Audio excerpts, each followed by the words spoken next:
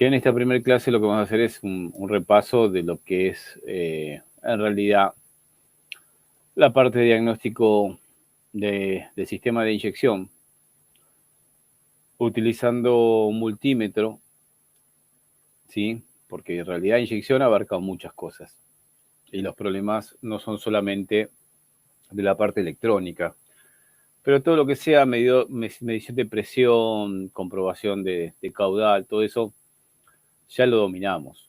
O sea, nosotros más que nada tenemos que ir a ver lo que es diagnóstico más avanzado y algunas características que pueden tener algunas computadoras, como son las configuraciones, telecodificado, telecarga, ¿sí?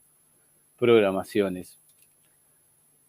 Y apuntando también a sistemas de inyección más modernos, con mariposa motorizada, que hoy ya son la mayoría, y por supuesto la inyección directa, ¿sí? Ver justamente, bueno, de inyección directa sí vamos a ver cómo es el sistema en sí, o sea, lo que sea diferente. Lo que sea mariposa motorizada, todas las fallas posibles y cómo detectar cada una de ellas utilizando principalmente el osciloscopio, ¿sí? Y después, bueno, todo lo que tenga que ver con la interpretación de datos del escáner, ¿sí? Bien interpretar los códigos de falla, la parte de los parámetros o flujo de datos. ¿Qué podemos hacer con las funciones especiales? Que es prueba de actuadores. Y funciones especiales que son la parte de programaciones, reset de parámetros de adaptación y todo eso, ¿sí? Va a ser en forma genérica, pero cada tanto nos vamos a ir hacia algún sistema en particular y todas las fallas que ustedes por ahí quieran comentar, que les haya pasado, les está pasando en el taller, bienvenida sea porque con eso aprendemos bastante también, ¿no? Bueno, rápido la primera introducción que sería como repaso. No existen hoy en día gran cantidad de procedimientos de diagnóstico para detectar una falla específica en un sistema de inyección. Por ejemplo, acá en España se utiliza el osciloscopio, prácticamente no lo utilizan, pero cometen los errores de diagnóstico que nosotros queremos evitar, que es el cambio de componentes que no había que cambiar, ¿no? Que encarecen al final por ahí el valor de la reparación para el cliente y nos hacen menos accesibles, menos competitivos al tener un costo mayor. Entonces, si yo puedo detectar, obtener métodos en los cuales detecte directamente lo que está fallando y no errarle, puedo ganarle un poco más a la mano de obra porque es más calificada y no hacerle gastar tanto al cliente sobre repuestos. Bueno, algunos de estos procedimientos pueden hacernos equivocar a la hora de condenar a algún componente en su reemplazo. Este curso profesional trata de unificar unificar lo mejor de cada uno de estos métodos para realizar un trabajo eficaz. Bueno, para lograrlo será necesario emplear los siguientes instrumentos, ¿no? Bueno, manómetro para la parte de presión, que siempre va combinado. O sea, no hay diagnóstico, digamos, válido de un sistema de inyección si yo no mido la presión. Porque me pueden aparecer un montón de códigos de falla. Uno empieza por el escáner, ¿no? Pongo el escáner y aparece un código de falla de sonda lambda, por ejemplo, sensor de oxígeno. Y uno va y por ahí la mide y realmente la sonda lambda no está generando señal. Ahora, que una sonda lambda no genere señal puede ser que la mezcla sea pobre o que realmente haya un problema en la sonda lambda o en el circuito de la sonda lambda. Entonces no puedo descartar el tema. Por supuesto que las fallas son diferentes. Nosotros muchos de ustedes por ahí ya hace un tiempo que están con la inyección electrónica, como Esteban, que ya los conocen, o sea, que hay diferencias en el comportamiento del motor. O sea, si la mezcla es pobre, acelero de golpe y el auto no acelera. O incluso puede llegar a detenerse, ¿sí? El motor. En cambio, si la sonda lambda estuviera marcando mezcla pobre porque no está funcionando, la EQ hubiera reaccionado ensanchando el pulso de inyección y haciendo que la aceleración sea posible, pero con humo negro o incluso puede ser que no acelere bien por el exceso de combustible.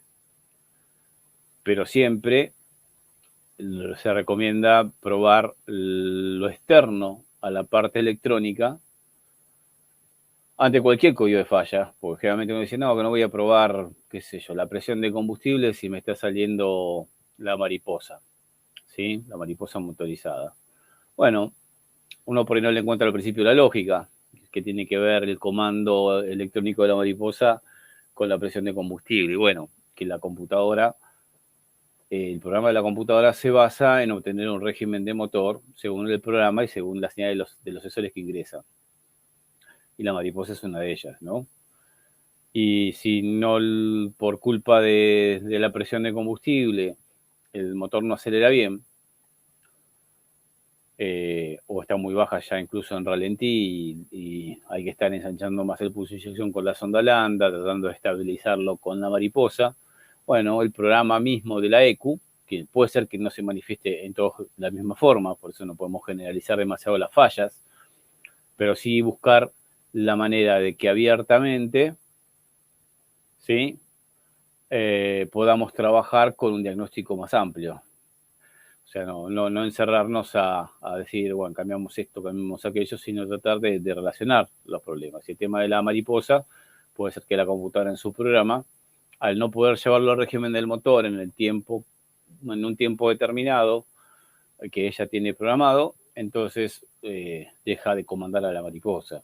Y en realidad es un problema que puede ser de explosión, por bujías, calidad de combustible, y el comportamiento con respecto a la cantidad de combustible que se manifiesta a través de la sonda lambda. O sea, el escáner me puede decir sonda lambda, pero el problema que yo tengo es que se queda sin acelerador. O sea, se queda sin sale sonda lambda en el escáner, a ver si se me entiende lo que quiero decir. En el escáner me puede aparecer como sensor de oxígeno, ¿sí? Mezcla pobre, fuera del valor normal, por debajo del valor especificado. Pero el problema es que al lapso de tiempo la mariposa ya no acelera más. Y hay un segundo código a partir de ahí de la mariposa. Y al final es un problema de presión de combustible. ¿Tá? ¿Puede darse esa combinación? Sí. Entonces busquemos un método para no tener que cambiar la sonda lambda, el cuerpo mariposa, si el problema es la presión, que había que cambiar el filtro o el prefiltro. Bueno, manómetro. Siempre en el prechequeo. Prechequeo vamos a llamar al comienzo del diagnóstico. ¿Sí? O sea, viene el auto con un problema, hablo bien con el cliente para tratar de buscarle la lógica o buscar a ver si es una falla de esas que no se manifiestan permanentemente, son esporádicas. Va a ser necesario llevar al motor a las condiciones en donde se reproduce la falla. Si me dice que la falla la hace en caliente, no la puedo estar buscando en frío. Si me dice que solo lo hace andando, no me sirve de nada acelerar constantemente el motor en el taller. Si tengo que salir a dar una vuelta con el cliente, mejor, ¿sí? Nos tomamos que se tome 5 minutos, 10 minutos, para que demuestre a ver cuál es la falla que dice, porque a veces puede ser incluso que no tengan que ver nada con la inyección, ¿sí? Una vez, bueno, a ustedes les habrá pasado, me acuerdo hace mucho tiempo, estoy tratando de recordarlo, bien, tenía un cliente que me decía que el motor no aceleraba, le faltaba rendimiento, que estaba pesado. Claro, yo en el taller empecé, lo aceleraba, veía que andaba bien, y no era de salir a probar los autos porque hasta que no regrese el cliente, por una cuestión de seguridad, ¿no? Era una época que se robaba mucho en la calle y a un par de colegas le había pasado que salieron a probar del auto y se lo robaron. Entonces yo esperaba al cliente para salir con él. Y era un problema de que era un auto viejo, ya no me acuerdo, pero era... el problema era que estaba frenado.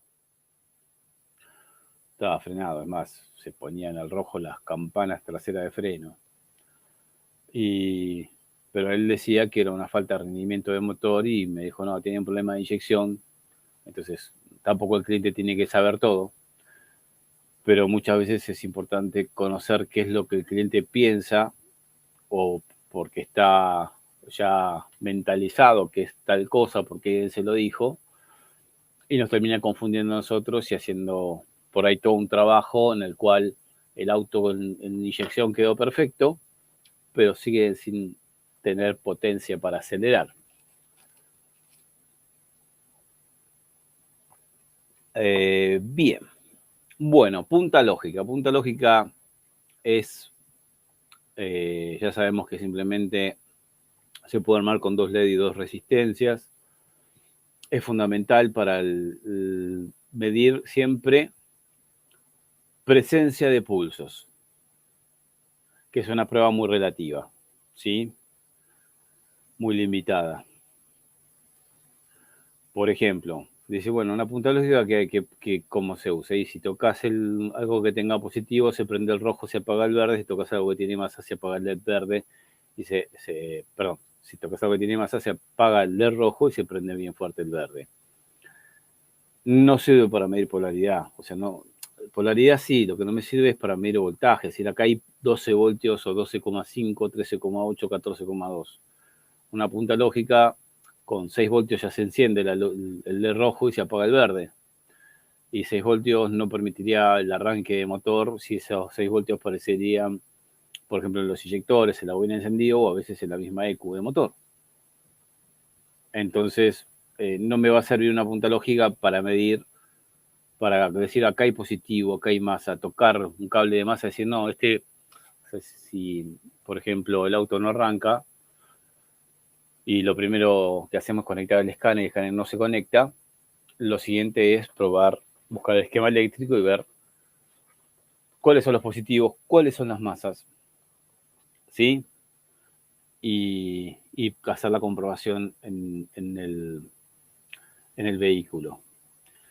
Y uno dice, bueno, pongo contacto y me dice que el 1 tiene que tener positivo permanente. Pongo la punta lógica, prendió el rojo y digo, sí, tiene positivo. No, ya cometimos un error. ¿Sí? La punta lógica puede dar una referencia a ver qué terminales tienen un voltaje suficiente como para que se prenda el LED rojo, se prenda el LED verde, o no se prenda fuerte ninguno de los dos. Pero no me está diciendo que esa alimentación o esa masa están correctas, ¿sí? También pasa que, bueno, cuando decimos, bueno, a ver, el auto no arranca, el escáner se conecta, no hay códigos de falla, ¿sí? Porque nos pasa. Y decimos, bueno, vamos a ver si por lo menos hay pulso de inyección, porque puede ser que esté inmovilizado y en una época había autos que ni siquiera te avisaban que estaba inmovilizado, no había una luz en el tablero de instrumentos o en la consola central. Por ejemplo, muchos Ford tenían en una época, hoy ya se estandarizó, pero antiguamente la luz del inmovilizador en muchos Ford, en Focus, Mondeo, K, Fiesta de los primeros, la luz del IMO estaba en el reloj que marca la hora, que en un Ford Ka era un reloj analógico de aguja y tenía un LED rojo. Y esa era la luz del IMO, o sea, sin contacto destellaba lento. Y si ponías contacto se tenía que prender 2 segundos y apagarse, indicándote que está todo bien. Y si no reconocía la llave, por ejemplo, titilaba rápidamente. Y el Focus estaba también en el reloj que marca la hora, en la consola central, pero el reloj era digital. Entonces muchas veces por ahí el cliente recién lo compró el auto, no lo conoce bien. Está bien, en Ford si está inmovilizado no gira en el motor de arranque, pero por ahí en un taller como no gira el motor de arranque, le pueden tirar el relay inhibidor de arranque que maneja la misma EQ o la central de inmovilizador, entonces ahora desde la llave gira el motor de arranque, pero no hay inyección. Entonces, es ahí donde yo tendría que en realidad, cuando veo que, por ejemplo, hace algo de que no arranca, tratar de verificar primeramente si está inmovilizado. O poner la punta lógica en los inyectores y verificar si hay pulso. Si hay pulso, no está inmovilizado, porque prácticamente todos los sistemas de inyección lo que terminan cortando por lo menos es el pulso de inyección. ¿Sí? O sea, pulso de encendido puede seguir teniendo en muchos sistemas, que siga comandando el relay de la bomba de combustible o que se genere presión mientras le das arranque. También puede ser que en algunos sistemas esté, pero siempre queda cortado el pulso de inyección. Hay autos, por ejemplo, los Corsa, algún Renault, que si tiene GNC, el sistema inmovilizador no sirve, porque lo único que corta es la parte de combustible, y si lo pasas a GNC, el auto te arranca igual. La punta lógica para probar pulso de inyección, por ejemplo, que lo pones en uno de los terminales de los inyectores, te tiene que dar siempre positivo, y en el otro terminal del inyector te tiene que aparecer ese destello del LED verde y el apagado total del LED rojo cuando prende el verde, indicando que existe pulso de masa. Pero ahí está la cosa, o sea, lo que te está diciendo es que existe, o sea, que ese auto no está inmovilizado, pero no me alcanza para decir que el pulso de masa que le está llegando al inyector es correcto, o sea, tiene el tiempo de duración o la forma de onda, ¿sí? La duración de ese pulso de masa y la intensidad con que llega ese pulso, si es correcto para esa condición específica de temperatura de motor, ¿sí? U otros parámetros que puedan afectar en el momento de arranque un pulso de inyección determinado. O sea, un sensor de temperatura de agua indicando 90 grados cuando el auto está a 5 grados, ¿sí? el ambiente y el motor del auto están a 5 grados centígrados, va a hacer que el auto por ahí ni siquiera intente arrancar. Poner la punta lógica y el pulso de inyección. Existían unas computadoras, unos autos, en realidad los rover. Yo voy siempre a los autos viejos, ya parezco un viejo mecánico. Los rover tenían, y hay otros autos también, había Mercedes-Benz, había Volkswagen Golf, Volkswagen Passat, tenían incorporado el MAP, el sensor MAP dentro de la ECU, ¿sí? El que mide el vacío del múltiple de emisión, o la presión absoluta del múltiple de emisión sería el término correcto. Y en los rover, en las computadoras MEMS se llamaban, ese MAP estaba interno y solía dañarse y quedaba marcando un muy bajo valor de presión, o sea, muy alto vacío. Para un MAP, un muy alto vacío es poco voltaje, marcaba 200 milivoltios cuando en contacto tenía que marcar casi los 5 voltios. Y mientras estás dando arranque, como la velocidad de rotación del motor es lenta, la señal del MAP estaría oscilando, ¿sí? Por ahí, qué sé yo, entre 2 voltios y pico y 1 voltio y pico permanentemente en cada compresión, ¿sí? Si el motor gira rápido, 300 RPM por minuto, por ejemplo, bueno, RPM por minuto, estamos bien, vería casi una línea, pero levemente, con piquitos, si estuviera poniendo un osciloscopio, ¿sí? O un graficador de voltaje en función del tiempo. Entonces, el MAP se quedaba como si tuviera muchísimo vacío. Entonces, vos le dabas arranque y el auto no arrancaba. O sea, giraba el motor de arranque, había chispa, disparaba el pulso de inyección porque lo veías con la punta lógica. El relay de bomba pegaba.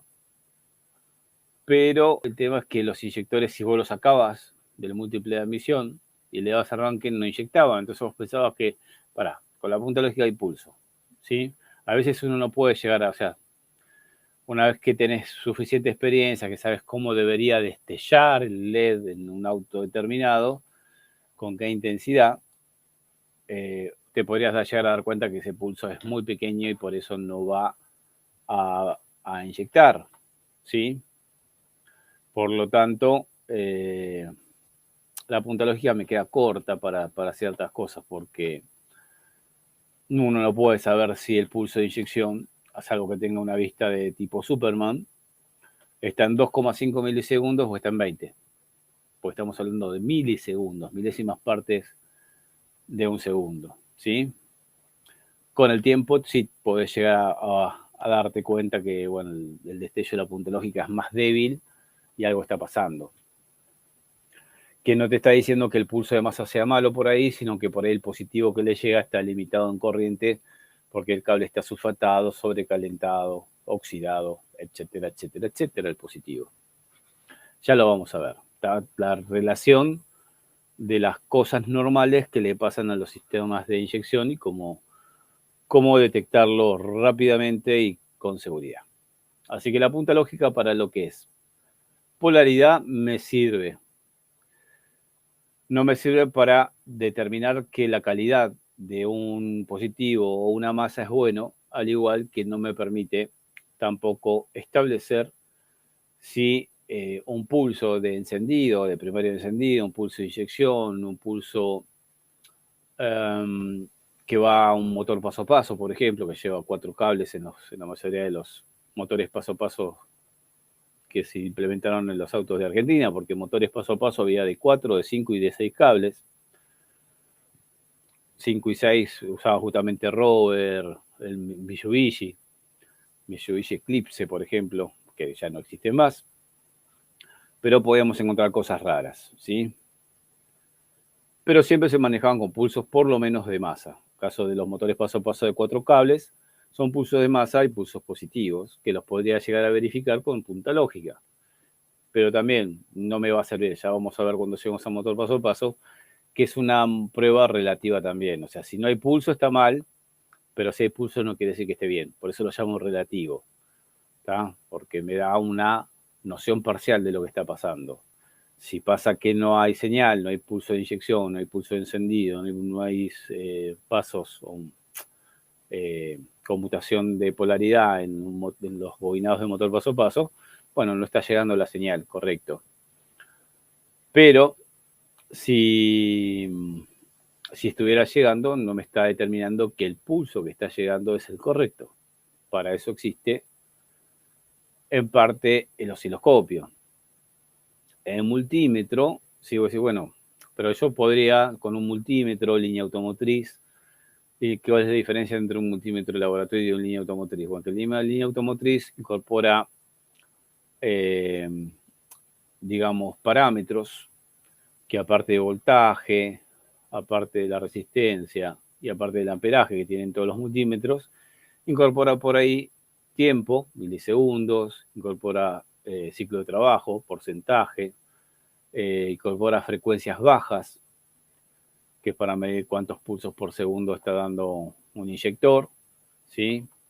O una bobina de encendido, o una mariposa motorizada que trabaja con unas frecuencias en la mayoría de los casos constante, y yo sí digo, bueno, a ver, estará funcionando y pongo el tester, mido la frecuencia y veo que hay frecuencia y digo, sí, hay pulsos. Pero los pulsos tienen que tener determinada característica para poder mover un motor o un solenoide de una mariposa motorizada. ¿Sí? ¿Cómo estás, Marcelo? Entonces, el multímetro, incluso línea automotriz, está limitado también para el diagnóstico correcto. O sea, punta lógica me permite observar la presencia de un pulso, pero no la calidad. El multímetro es parecido y en algunos casos la punta lógica que se puede hacer con esos dos LEDs y esas dos resistencias es más efectiva en la escala de efectividad que podríamos ponerle a diferentes instrumentos que el mismo multímetro. El multímetro podría medir en un pulso de inyección de un auto que no arranca la frecuencia, a ver si existen. Podría medir el tiempo de duración del pulso. Y vos decís, bueno, si tengo una cierta cantidad de pulsos con un cierto tiempo de duración, ya con eso me alcanzaría para determinar si ese pulso alcanza para que el auto arranque. Correcto. Lo que pasa es que el método que tiene un multímetro para medir tanto frecuencia como el tiempo de duración de un pulso es a través de un cronómetro. O sea, lo que hace el tester es esperar a que la señal, lo que está recibiendo por uno de los cables, llegue a un valor de voltaje determinado, que está preestablecido en el multímetro, en el tester, y que a partir de ese evento, a partir de ese voltaje, ponga en marcha un cronómetro. Y cuando vuelva a pasar por ese mismo valor de voltaje, pero con polaridad invertida. O sea, yo tengo un pulso de masa, tengo 12 voltios de retorno, que ahora lo voy a explicar bien y no con el dedito nomás. 12 voltios el pulso de masa, dura un tiempo, se lo saco y después viene el otro pulso. Quiere decir que para poder medir el tiempo de inyección, yo podría poner un cronómetro cuando baja el pulso, ahí puse en marcha el cronómetro, y cuando sube y alcanza el mismo nivel de tensión, corto el cronómetro y ese es el tiempo de inyección, ¿verdad? El tema es que un pulso de inyección, lo pongo de ejemplo, se puede deformar de una cierta forma, valga la redundancia, por problemas de limitación de corriente, por ejemplo, que puede estar en cualquier lado la limitación de corriente. Puede estar en los cables, puede estar en la bobina del inyector, puede estar en el conector eléctrico. Esa limitación de corriente puede ser porque el cable está sobrecalentado, porque está sulfatado, puede estar en el positivo, puede estar en la masa de un inyector. La masa me refiero al pulso de masa que manda la ECU. Puede estar en la masa de la ECU el problema. Entonces, y se manifiesta en el inyector. Y a veces se deforma de tal forma que da la frecuencia correcta, da el tiempo de inyección correcto, pero está deformada la señal. Entonces vamos a empezar, a pesar de que, bueno, estamos viendo ahora una introducción teórica, vamos a empezar por justamente esas diferencias en el método que yo voy a utilizar para hacer un diagnóstico. O sea, si uso solamente una punta lógica, si uso solamente un multímetro, por más que sea línea automotriz, va a estar limitado, o en el caso que use un osciloscopio. Entonces vamos a arrancar por ahí, que por ahí ya Esteban ya lo sabe, porque, a ver, si ponemos la cámara acá, yo calculo que va a andar. Sí, sí. Y ponemos en pantalla completa. Hoy estamos más prolijos. Ya vamos a ir mejorando. El tema que allá en Argentina, en el instituto, tenía cámaras robotizadas, tenía de todo, ¿no? Y eran demasiadas cosas para traer hasta aquí. Bueno, a ver. Nosotros tenemos lo siguiente. Siempre partimos de lo mismo. Parece que está al revés la cámara. Vamos a tener que dar vuelta. A ver, vamos a poner... Esta es la ECU. Sí, tengo que dar vuelta a la cámara. Un segundo. No va a ser tanto lío. Más que no se caiga, ¿no? ¿Les queda bien o les queda invertido? Porque a mí a veces me queda invertido. Bueno. Bueno. Ahí estamos. La ECU. Para poder funcionar bien tiene que recibir bien los positivos. Que sabemos que a veces tiene uno, más de uno, de contacto permanente. Yo lo veo al revés, o sea, acá a mí no me dice ECU, acá me dice, en la pantalla mía dice UC, bueno, sería lo mismo, ¿no? Pero si ustedes lo ven que dice ECU, está perfecto. Vamos a sacar esto acá abajo para que no se manchen las hojas de abajo. Tiene varios positivos, tiene varias más. Ahora vamos a empezar a estudiar bien los esquemas eléctricos de diferentes métodos, ¿no? Porque cada fabricante utiliza un tipo de esquema, algunos de esos de cascada, como utiliza Volkswagen, donde pone el positivo permanente en una línea, pone más 30, que es justamente la indicación de que es un positivo permanente, otra línea que dice más 15, otra línea que por ahí dice, qué sé yo, X, y de ahí va bajando, que la alimentación permanente va a una unidad de control. También en el Autodata viene así. Los mejores esquemitas en cuanto a entenderlos, a comprenderlos, los que más usamos son los que impuso hace un tiempo atrás Neotec o la gente de Diacweb con Ciclo o también hoy en día creo que Simplo y Dicatec, que son las bases de datos que más se utilizan en Argentina para la actuación genérica de esquemas eléctricos. Pero muchas veces no contamos o justo no tenemos ese sistema en nuestros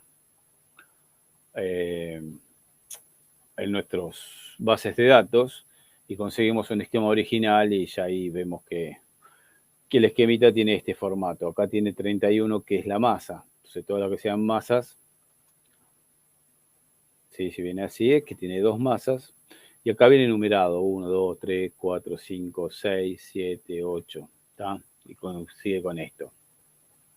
Porque en algunos casos de una hoja donde hay un esquema eléctrico va a saltar a otra hoja y hay que respetar a veces los números que hay acá abajo para saber de un cable que sale de acá y se fue para allá sin llegar a masa, ¿sí? O sea, llegó hasta acá y acá hay un número, acá dice 201, significa que cuando esto llega a 201, que por ahí está en otra página, es la continuación de esto, ¿sí?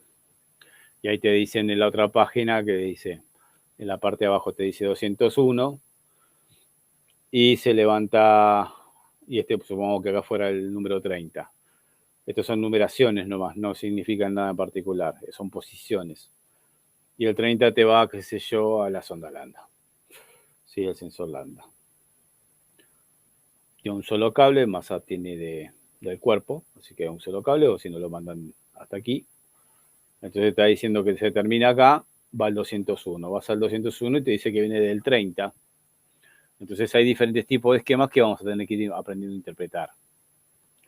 Ya vamos a llegar a eso. Ahora me interesa más que nada lo que estaba tratando de explicar del pulso de inyección. O sea, la EQ para funcionar necesita sus masas y sus alimentaciones bien. Y nosotros decimos, bueno, lo primero que hacemos es conectar el escáner. El escáner hoy en día se conecta por línea CAN, generalmente el pin 6 y 14 del conector OBD2, o por el pin número 7, que es la línea K de diagnóstico. Puede ser que vaya a otro terminal o que tenga otro medio de comunicación, sí. Incluso, por ejemplo, Volkswagen utiliza un conector de diagnóstico que tiene electrónica dentro y se llama Gateway. O sea, acá esto tiene electrónica porque ahí se reúnen todas las conexiones de red de todas las unidades de control y el diagnóstico se hace mucho más rápido que el viejo método de estar entrando por una lista de sistemas con el escáner. Primero, qué sé yo, la inyección, después entró la ABS, después entró el LIVA, después entró el cuadro de instrumentos, después entró, qué sé yo, ¿qué más podría entrar? La unidad de control central de habitáculo, si es una fusiblera, una BCI, una UCM, BCM. Entonces tiene todo un módulo que lo que hace es interpretar todos los protocolos de comunicación de todas las unidades de control del auto, aunque sean diferentes redes, diferente velocidad, y que el aparato de diagnóstico la pueda, por diferentes pines, pueda diagnosticar todo el sistema del auto. Que a mí se me conecte el escáner, vamos aclarando ya algunas cositas que nos podemos llegar a encontrar. Si yo tengo un auto que le doy arranque, no arranca. Pongo contacto, pongo el escáner y no sale ningún código de falla. Bueno, en realidad, una de las cosas que debería observar es qué pasa con el positivo y negativo en el momento de darle arranque, donde tengo la mayor demanda de la tensión de batería. Porque si esta masa tiene hilos cortados o están sulfatados o este positivo pasa por un fusible que está sobrecalentado, ¿sí? Los contactos, hay una limitación de corriente que cuando sea exigida, y la máxima exigencia la vamos a tener en el momento de arranque, puede provocar una gran caída de tensión que haga que esa caída de tensión haga que el pulso de inyección o el pulso de encendido no sea suficiente o no sea suficiente la alimentación para alimentar la electrónica interna de una EQ. Por ahí me alcanza cuando no hay una exigencia de consumos externos, como el motor de arranque, que es lo que más consume corriente en el auto, es el motor de arranque. Si fuera un diésel de inyección indirecta o directa también, serían las bujías de precalentamiento en la primera fase, después del motor de arranque. Una mariposa motorizada consume bastante corriente, generalmente se activan en contacto, las escucho cuando pongo contacto que anda por ahí unos segundos y después corta, o 2 minutos y después corta. Eso va a depender de cada sistema, de cada ECU, como esté programada, ¿no? Pero puede ser que me alcance el consumo de corriente para activar la mariposa y cortar, pero cuando le doy arranque es tanta la caída de tensión por un problema de batería o los cables de la batería o lo que sea, que me va a justamente cortar la posibilidad de que haya, mejor dicho, me va a bajar tanto el voltaje que va a hacer que la electrónica no funcione. Funciona en contacto, pero mientras le estoy dando arranque, no. Como las luces. ¿Sí? Si la batería está mala, por ahí pones contacto, prendió el tablero todo, pero cuando le vas a dar arranque se apaga el tablero, se apaga todo, porque no está pasando o no está dejando pasar suficiente corriente. El voltaje se cae y el amperaje también. El amperaje se va al máximo de lo que puede dar la fuente a través de las restricciones que tenga en el cableado. Ahora, hasta acá todo muy bonito. Bueno, ¿y dónde va el positivo y eso? Bueno, el positivo tiene que ir adentro de la ECU, va a un regulador de voltaje. Generalmente de 5 voltios y hoy en día hay de menos también. Esos 5 voltios van a alimentar al cerebro, que es el microprocesador. El microprocesador necesita un cristal, ¿sí? Que es el elemento, se abre en alguna computadora, van a encontrar en algunos casos como una capsulita negra que dice un valor de frecuencia o generalmente son metálicas. Que esto lo que hace es generar cuando reciba, bueno, masa tiene siempre, ¿no? O sea, el micro va a recibir masa, va a recibir positivo. Está mal dicho electrónicamente, ¿sí? Porque la circulación de corriente es en un solo sentido, pero para interpretar rápidamente sin tener muchos conceptos teóricos de electricidad, podemos decir que el microprocesador tiene que recibir masa y tiene que recibir positivo. Cuando recibe eso, le da una pequeña corriente a un cristal de cuarzo. El cristal de cuarzo en la naturaleza vibra. Cuando se le da corriente se excita y lo que va a generar el cristal de cuarzo es una corriente como alterna, alta frecuencia, que las frecuencias son de 4 MHz, 8, 10, 12, 16 MHz. Hoy las computadoras funcionan con 8 y 6 MHz. ¿Sí? O sea, 16 millones de estos pulsos por segundo. Y después el micro se encarga de hacer divisiones, ¿sí? Porque lo único que puede manejar son pulsos para manejar la base de un transistor, que ese transistor va a tener que dar masa, entra masa por aquí, o puede ser la misma masa que ella, para manejar a la bobina del inyector. Que del otro lado de la bobina del inyector tengo el positivo, que viene en la instalación. Puede venir de un relay, puede venir de la llave de contacto, puede venir de una fusible en el vanomotor, o simplemente de un fusible. Hay autos que ni siquiera en el positivo del inyector no hay fusible. Puede ser compartido por la salida del relay de bomba de combustible, que eso lo vamos a dar cuenta en los esquemas eléctricos, ¿sí? Entonces acá llega el pulso de masa, acá llega el positivo del inyector. Ahora, bueno, entonces, ¿qué uno dice? O sea, los pulsos que te da el cristal son los pulsos que le da el inyector, le da 16 millones de pulsos por segundo. No. Esto lo que hace es generar pulsos para que la electrónica digital pueda funcionar con una o varias velocidades en transmisión de datos digitales. Transmisión de datos digitales es decir, bueno, a ver, vamos a hacerlo más sencillo, ¿no? Esto no es tan así en computadoras de inyección, pero vamos a suponer que acá hay una memoria donde está el programa de funcionamiento. Y es una memoria serial. Serial significa que por un solo terminal o por uno o dos terminales, lo que se transmite son ceros y unos. A un nivel de tensión determinado, que nunca es 12 voltios y casi nunca son 5. Generalmente la transmisión de datos digitales están en valores menores de voltaje. Cada vez que se transmite un pulso alto, es un 1, cada vez que se transmite un pulso bajo sea un 0. Si, por ejemplo, esta es la mitad de esto, o sea, acá tengo el doble de esto, que no quedó muy a escala, estos serían 2 unos, estos serían 4 ceros, estos serían 3, si acá hay 2 divisiones, acá hay 2 también, vamos a poner 2 ceros, un 1, 0, 0, 0, 1, 1, 1, eso es lo que se transmite. O sea, las computadoras de inyección funcionan digitalmente, donde lo que se está transmitiendo por es el programa de funcionamiento, que esto tiene una estructura, o sea, agrupándolos de a una cierta cantidad, de acuerdo a lo que diga, es lo que va a responder el micro. En realidad, las memorias externas que utiliza con el programa principal no trabajan con un solo terminal, sino que trabaja con 8 o 16 terminales. ¿Sí? Hoy en día todo esto está dentro del micro. O sea, la memoria está dentro del micro. Hay microprocesadores que tienen el cristal incorporado, pero generalmente en la línea automotriz se usa un externo, por más que tenga la posibilidad de usar el interno también.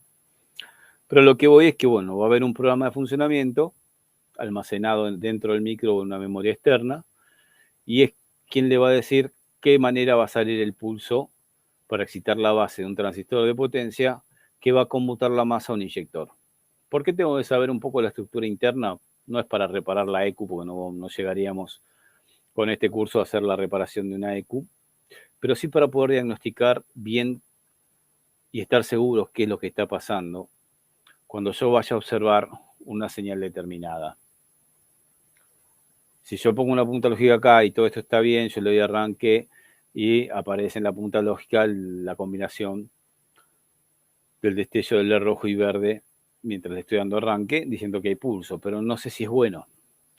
Si pongo un tester en frecuencia, me va a decir por ahí la cantidad de pulsos por segundo. Si por ejemplo, un sistema secuencial, quiere decir que hay 4 transistores para manejar 4 inyectores en forma individual. Un sistema de inyección de agrupos que maneja, que es el inyector 1 y 4, hay una sola salida. Sistemas viejos. Se mueve todo. Parece que hay un terremoto, pero no, es el soporte que puse a la cámara. El sistema de agrupo va a haber 2 transistores, uno para manejar el inyector 1 y 4 y otro transistor para manejar el 2 y 3. Y un sistema simultáneo, hay un solo transistor de potencia y maneja los 4 inyectores. Los 4 inyectores disparan a la vez. ¿Sí? Hoy, como son todos secuenciales, va a haber 4 de estos. Esto sería como un sistema de inyección monopunto, ¿no? Que hay un solo inyector. Al final, el bobinado inyector es más grande que la EQ, pero bueno, es a manera gráfica para entender lo que viene ahora. Pero si no, estamos tomando solamente una parte de un circuito, ¿sí? Porque esto a su vez puede ser que el micro dialogue digitalmente con otro integrado y ese integrado me dé los pulsos, los 4 transistores de potencia para un sistema secuencial de inyección. Otro inyector, otro inyector y otro inyector. Esto se llamaría predriver. Estos se llamarían drivers. Este es el microprocesador. Pues por ahí el micro no, con una señal digital de estas puede decir, bueno, disparame el inyector número 1 con tal tiempo, el 2 con tal tiempo, el 3 con tal tiempo, el 4 con tal tiempo, en vez de hacerlo desde 4 salidas independientes del micro. Sin irnos demasiado a la electrónica interna, que a veces aburre, pero si yo sé cómo funciona por dentro, puedo saber las fallas que puede hacer por fuera. Que ahí vamos. Entonces, ¿cuánto en un sistema secuencial, cuánta frecuencia tiene que haber? La frecuencia se mide en Hertz, ¿sí? Son cantidad de pulsos por segundo. La medición de RPM, de revoluciones por minuto, también es un valor de frecuencia, revoluciones por minuto en vez de por segundo, ¿sí? Acá van a ser cantidad de pulsos por segundo. Normalmente, la cantidad de inyecciones por segundo que yo tengo en un sistema secuencial, cuando el motor ya está regulando, y para hacer un cálculo rápido, vamos a decir que si el motor está a 900 RPM, un ralentí acelerado, la computadora le está dando 7 pulsos por segundo a cada inyector. ¿De dónde sale eso? Bueno, sale de lo siguiente. Vos tenés que va a haber una inyección, una apertura de inyector por cada vez que se abra la válvula de emisión en un cilindro. ¿Sí? Cosa que si fuera de a grupo sería que va a abrir 2 veces, una cuando la válvula de emisión de ese cilindro está cerrada y otra cuando está abierta. Pero cuando es secuencial, como todos los sistemas modernos, voy a tener una frecuencia de 7 Hz, porque es la cantidad de veces por segundo que abre una válvula de emisión en un cilindro. Que habría que hacer toda la cuenta, ¿sí? Que no la vamos a hacer. Después, si quieren, en otro momento la hacemos más adelante en el curso. No lo quiero marear ahora. Pero si un motor está girando 900 RPM, es lo mismo que si lo paso por segundo, te voy a decir 900 dividido 60, ¿sí? De un minuto son 60 segundos. Y ahí me va a decir la cantidad de vueltas que gira el motor por segundo. Y una vez que tengo ese valor, 900 dividido 60, yo sé que el árbol de levas gira la mitad de vueltas que el cigüeñal. O sea, 900 dividido 60 va a dar 15. 15 dividido 2 da 7,5. Acá tendría que haber sido 7,5 pulsos por segundo. Y ahí sale en realidad. Que para nuestro diagnóstico mucho nos interesa, porque estos son los cálculos que en realidad hace el cerebro, hace la computadora, y que nosotros no los tenemos que hacer, y que la posibilidad de que la parte de la información, de los mapas, de las curvas, se equivoque en la frecuencia del pulso de inyección, que la ECU se equivoque en la frecuencia es poco posible. No imposible, pero es poco posible. Sí se podría equivocar, que en realidad no es que se esté equivocando, sino que si alguna señal de entrada que le llegue al micro, ¿sí? De algún sensor, esté incorrecta, entonces va a dar pulsos incorrectos, porque lo que hace el microprocesador es decir, bueno, ¿qué tengo que hacer? Bueno, acá en la memoria interna o externa le va a decir, bueno, hace esto, hace esto, hace esto, hace esto. Bueno, ahora, dentro de la memoria no está solamente el programa de funcionamiento, sino que están las tablas, donde le dice, bueno, si para tal temperatura de agua, tal posición del acelerador, tal RPM, tal vacío del motor, cuánto pulso de inyección tengo que dar. Lo busca aquí, dentro de la memoria, y con eso se lo da al inyector. Lo mismo para el tiempo de saturación de bobina y para todos los comandos de todos los actuadores. Vamos a tener sensores, un grupo de sensores y un grupo de actuadores. Entre el grupo de actuadores, los inyectores. Ahora, bien, perfecto. Resumiendo, entonces hay transistores que conmutan la masa a el negativo del inyector. Si yo pusiera una punta lógica acá y el positivo que llega acá es de contacto, mientras no le esté dando arranque, yo que voy a tener el de rojo prendido.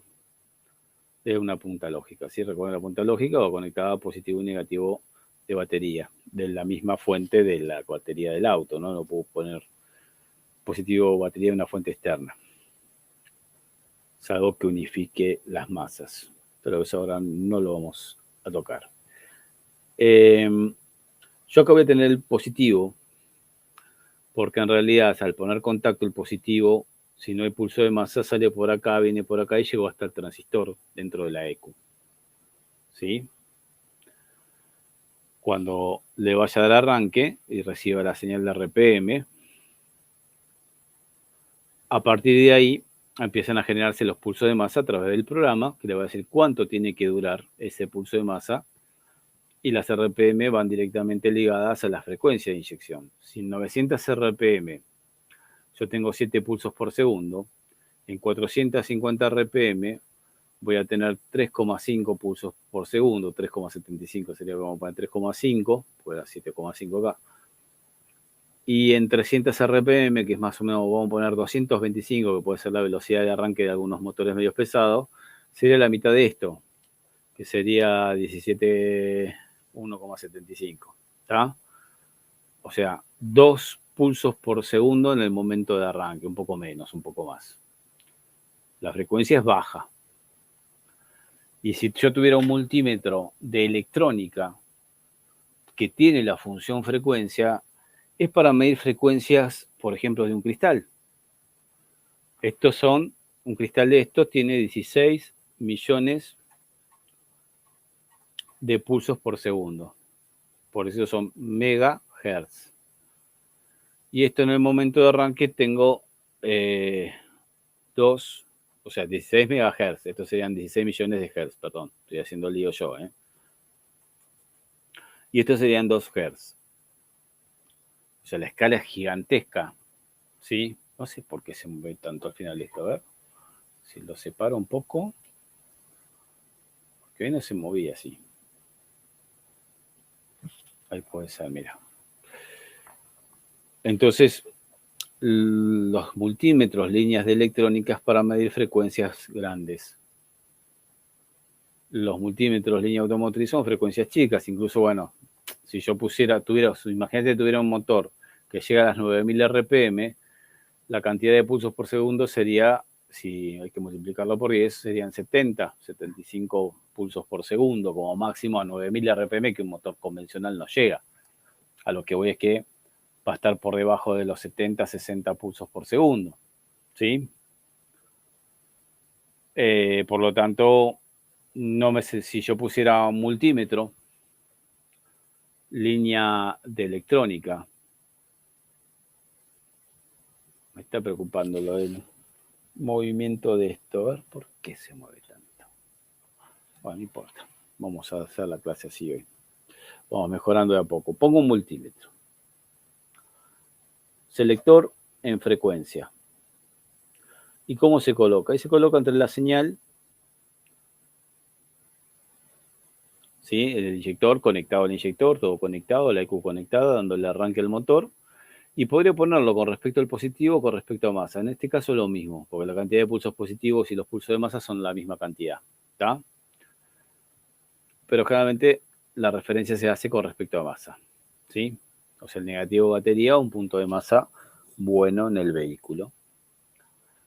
Si es línea electrónica, mientras yo le estoy de arranque, que estoy esperando los 2 pulsos por segundo, 3 pulsos por segundo, si girara un poquito más rápido, no lo llegaría a mostrar, porque la escala es muy grande.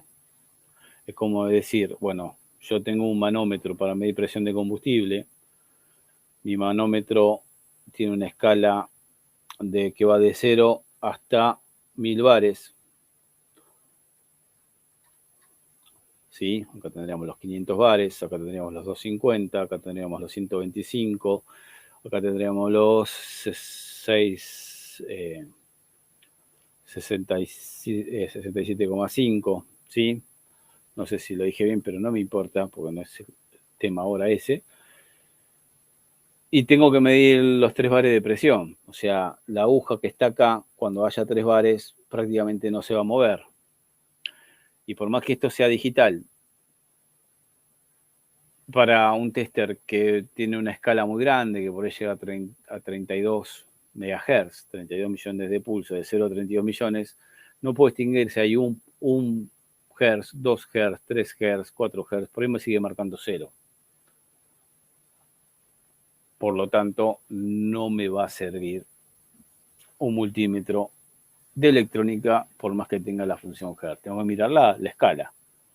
Si la escala llega a 1000, 10.000 Hz, hasta 10.000 Hz incluso, tiene suficiente precisión para marcarte que hay un pulso por segundo, 2 pulsos por segundo, 60 pulsos por segundo, 200 pulsos por segundo. ¿Sí? En un circuito. Bueno, vamos a lo siguiente. Con punta lógica no, con tester en frecuencia no. Si fuera de electrónica, Y si fuera un tester línea automotriz, que son valores bajos, sí te llegaría a mostrar que en momento de arranque, porque tengo los 2 pulsos por segundo. 2, 3, 4, 5.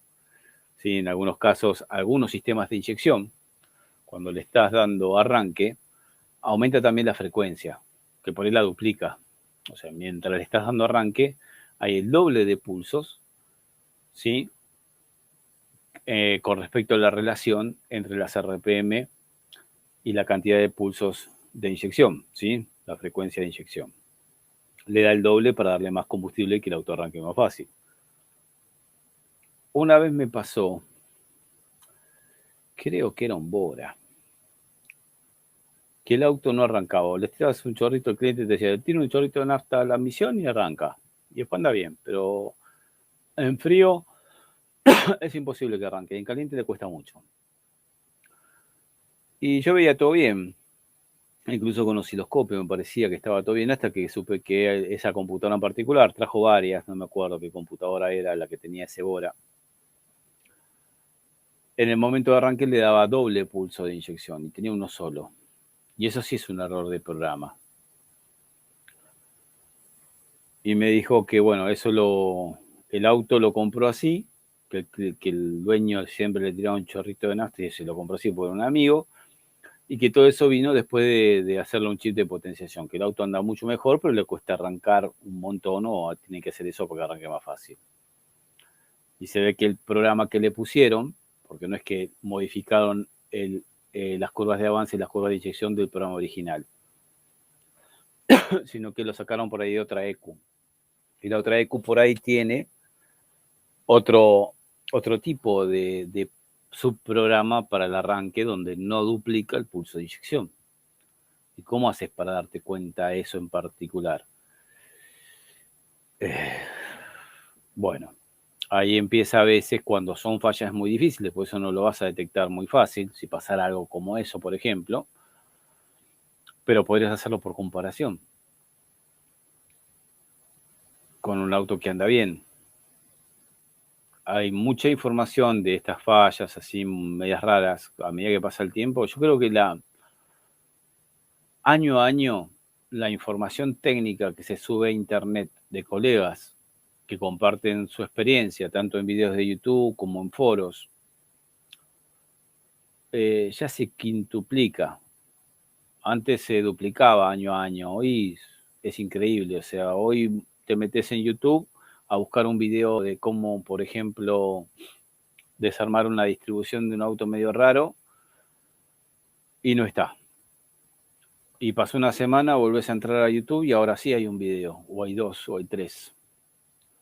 Es tanta la cantidad de información que se sube que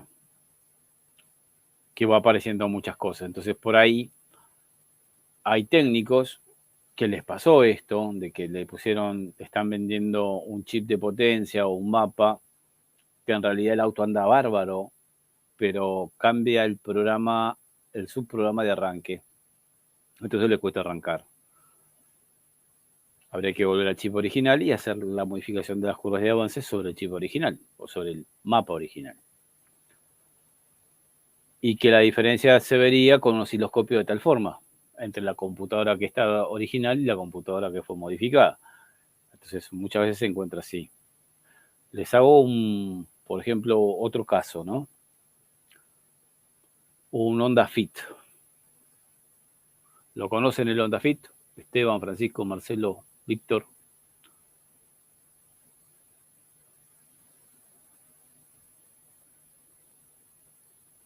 Bueno, hay dos motorizaciones, 1.5 y 1.6. Y una de las motorizaciones, 1.4, perdón, y 1.5.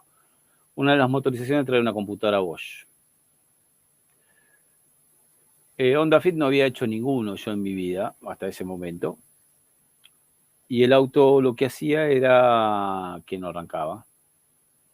No había pulso de inyección, no había pulso de encendido, no había nada. Y me lo trajeron porque dijeron que estaba inmovilizado. Los Honda Fit con computadora Bosch no traen inmovilizador, traen alarma, pero nada que ver con el bloqueo electrónico de una EQ.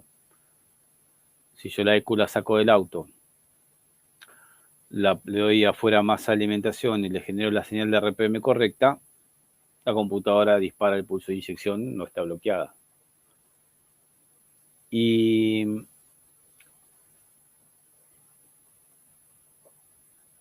bueno, estaba todo bien, pues puse a fijar todas las señales, las masas, alimentaciones en el momento de arranque, como dije acá, y estaba todo perfecto. La señal de RPM trae un sensor de RPM dentro de la distribución, ¿sí? Después voy a buscarlos, no sé si hay un video, pero sí debe haber fotos. Y trae sensor de fase. El sensor de fase está en la punta del árbol de levas. Si no es un sensor de fase, vieron que a veces en la punta del árbol de levas, en la parte trasera del árbol de levas, por ahí, qué sé yo, tiene el árbol de levas, tiene una levita sola y ya está. Entonces el sensor que está acá, cada vez que da una vuelta al árbol de levas, da un pulso, que si es un bobinado, este sensor es un bobinado, es un sensor inductivo, da un pulso de este tipo. Y si es un sensor Hall de 3 cables, da un pulso de masa, ¿sí? Sino que esta rueda tenía un diente chico, un diente largo y otro mediano, por ejemplo. Entonces quiere decir que el pulso que va a dar en la rotación, supongamos que rota para allá, primero aparece el chico, después hay un lapso de tiempo sin pulso, después aparece el mediano, un lapso de tiempo más cortito y después aparece el pulso largo. ¿Sí? Cada vez que se enfrenta algo metálico a la cápsula de efecto Hall se produce la continuidad de masa, por eso el pulso es de masa. Después vamos a hablar mejor de esto. Así por cada vuelta de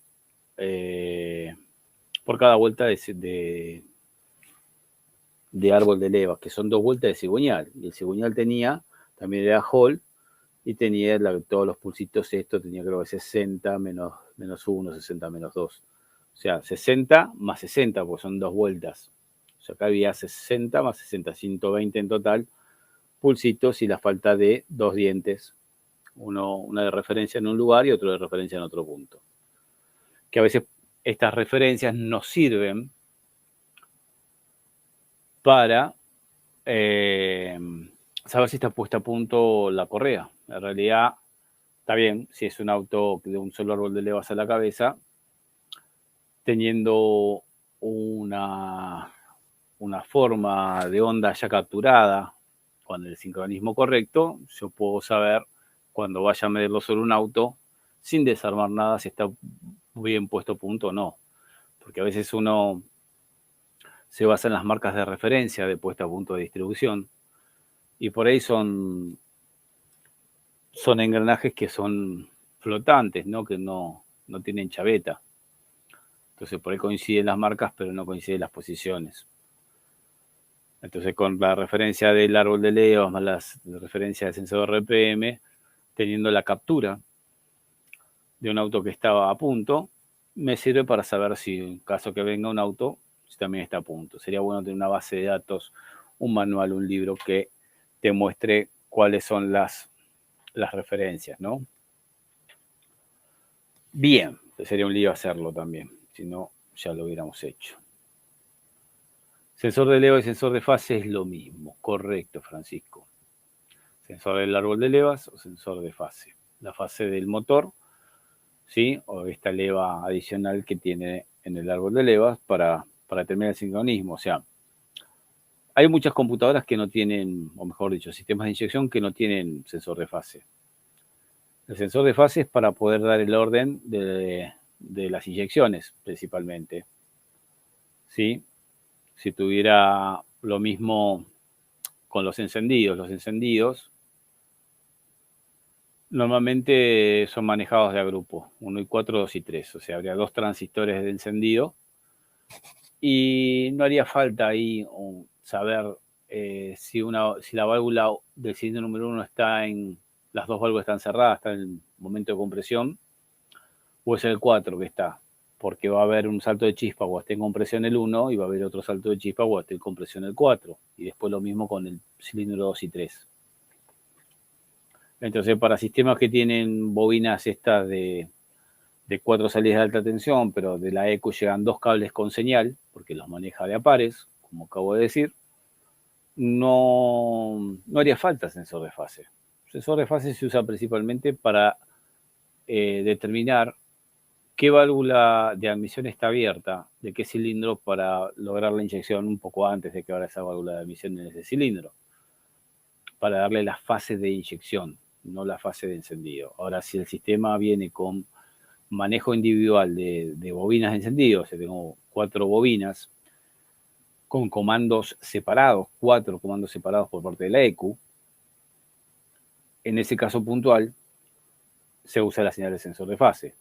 No confundir los motores K4M de Renault, de una Duster, Sandero, Clio, Megane, que yo veo que tiene una bobina por cilindro, esas bobinas tipo lápiz, y digo, la computadora maneja las 4 bobinas. No, maneja las 4 bobinas, sí, está bien dicho, perdón, pero las maneja en serie. O sea, la computadora tiene solamente 2 salidas. Vamos a ver los esquemas eléctricos de Sirius 32, Sirius 34, MCU 31, 32, 31, 34 y sistemas más nuevos, que las bobinas son manejadas de a pares. Son individuales por cilindro, son 4, pero se maneja 1 y 4, muy parecido a los inyectores, pero en este caso las bobinas están expuestas en serie y no en paralelo. Bien, entonces, el sensor de fase de ese Honda Fit tiene esa forma rara y es más difícil a veces cuando tienen esos varios dientes de diferente tamaño, decir si está puesto a punto o no. O sea, dónde tiene que coincidir la falta del diente del sensor de RPM, en qué vuelta, si en la primera o segunda del cigüeñal, para completar la vuelta completa del árbol de levas, si tiene que estar a una distancia determinada de una de las 3 señales de diferente longitud. Entonces se complica. Y entonces yo veía que la señal de RPM, bueno, veía sincronismo pero no sabía si estaba sincronizado. Veía que no se caía la tensión, no se caía la masa, no se caía no desaparecía el positivo, pero daba un solo pulso de inyección y se cortaba. Y el escáner, creo que le había puesto el Delphi, el Autocom, saltó, no había código de falla, estaba todo bien. Y en parámetros no me figuraba si esto estaba sincronizado o no estaba sincronizado. Y digo, bueno, voy a desarmar la distribución, a ver qué pasa. Tenía compresión, en los cilindros tenía compresión. O sea, pues también digo, bueno, si estaba fuera de puntos, la compresión se ve alterada. Tenía buen vacío en el momento que le daba arranque. O sea, hay oscilaciones de vacío porque está girando lentamente el motor, mucho más lento que cuando están regulando, por ejemplo. Pero no veía que le esté faltando vacío, que esté el caño escape obstruido. Y cuando voy a ver el pulso de inyección no estaba, había uno solo. El primero y después no disparaba más. Y el tema es que el cigüeñal, cuando vos desarmabas la tapa de la distribución, que acá tenés el engranaje, ¿sí? Tenés, no me acuerdo si atrás o adelante, o atrás me parece. Acá atrás tenés lo que sería la rueda fónica, lo que generan estos dientes de acá. Pueden creer que este plató lo habían armado al revés. Era un auto que habían comprado siniestrado, en realidad no siniestrado, se le había salido una biela por el costado y lo mandaron a reparar. Y le pusieron, cuando armaron el motor, se podía poner las dos formas. Lo único que me hizo dar cuenta que estaba puesto al revés fue el hecho de que se estaba rozando un poquito con la carcasa de aluminio. Apenitas tenía brillo ahí. Y cuando lo di vuelta, ya quedaba una separación de 1 o 2 milímetros. Con respecto a los nombres, Francisco, generalmente de manuales de origen americano, principalmente norteamericanos, está CKP y CMP.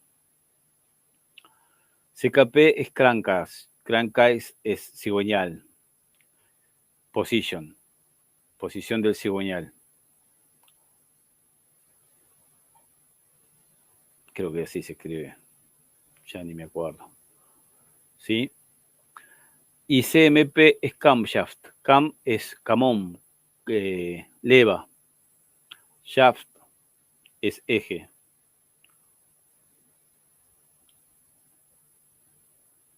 Camshaft. Entonces, CMP, fase o sensor de leva, terminaría siendo lo mismo. Hay muchos, el tema que nosotros, sí, perdón, los estoy mareando, ¿no? O hay, o está el sismo este, a ver si alejamos esto de acá. El sismo que hay acá en el volcán de La Palma. No sé, porque la mesa es la que se mueve hoy. Cambié de lugar todo para hacer más lugar. Ahí se liga, me parece. A ver. Vamos a intentar de que no se mueva más. Se va a mover un poco. Ya para la semana que viene va a estar solucionado. Voy a fijar la cámara a la misma mesa porque la cámara está fija y la mesa se ve que se aflojó. Entonces, bueno, CMP fácil EVA es lo mismo. El problema que nos encontramos nosotros es que la información técnica nos llega de diferentes puntos. Entonces, para Chrysler, para Ford, normalmente la nomenclatura es esta, porque viene del inglés. Pero para los otros ya le ponen el nombre sin sigla, ¿no? Te estaba mareando, Marcelo. Bueno, muy bien, perfecto.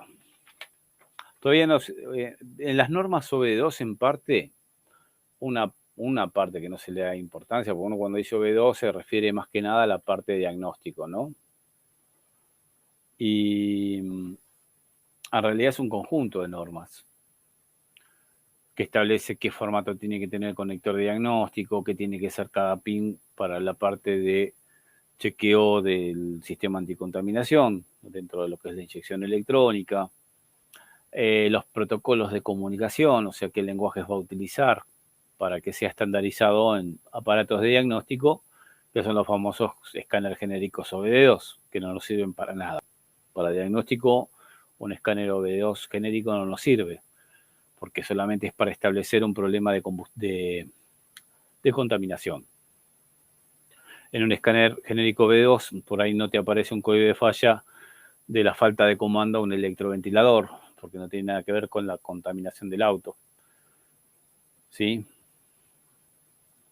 Entonces, es un conjunto de normas. Y en esas normas de OBD2 está también establecido los nombres de los componentes.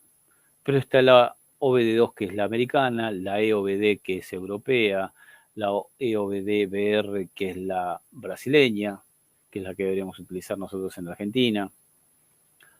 Y es un lío. Entonces, los nombres, así como el sensor de detonación, que acá en la Argentina conocemos como detonación, lo llaman de golpeteo, de picado, de pistoneo, dependiendo del país en el cual vos estés. Si es el mismo sensor, lo mismo pasa con el sensor de fase. Bueno, vamos a lo nuestro. Yo había hecho acá un dibujo de un inyector siendo monitoreado por una punta lógica, por un multímetro, y ahora vamos a ver qué pasaría si yo pudiera monitorearlo con algo que me vaya mostrando microsegundo por microsegundo, que me vaya mostrando qué es lo que sucede con el voltaje que pueda tener en el eje vertical.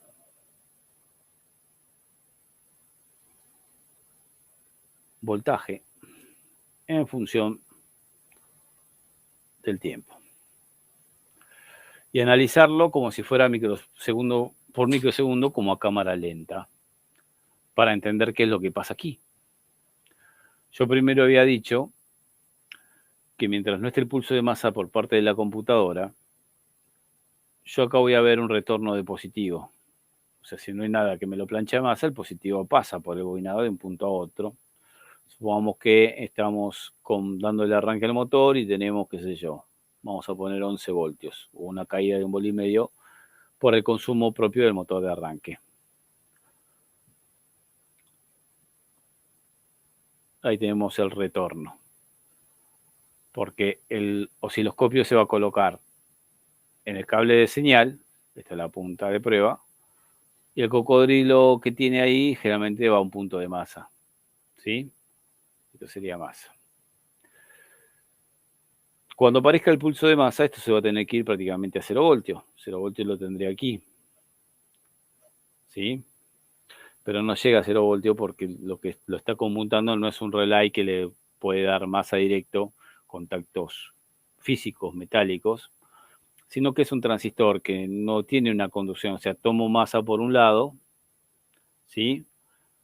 Tomo masa por aquí, pero la masa que sale por acá no es igual. Se pierden por ahí 0,6 voltios. Lo hace durar un lapso de tiempo, que es por programa, tiempo de inyección, de acuerdo a la condición, le estamos dando arranque, así que va a haber un pulso de inyección por ahí de 6, 10, 20, 30 milisegundos. Cuanto más frío está el motor, más grande es el pulso de inyección y se lo saca. Debería llegar hasta aquí el pulso y seguir por aquí, hasta el próximo pulso. Pero acá hay un pico de tensión que puede llegar en algunos casos hasta 120 voltios, entre 30 y 120. Que esto es por lo siguiente.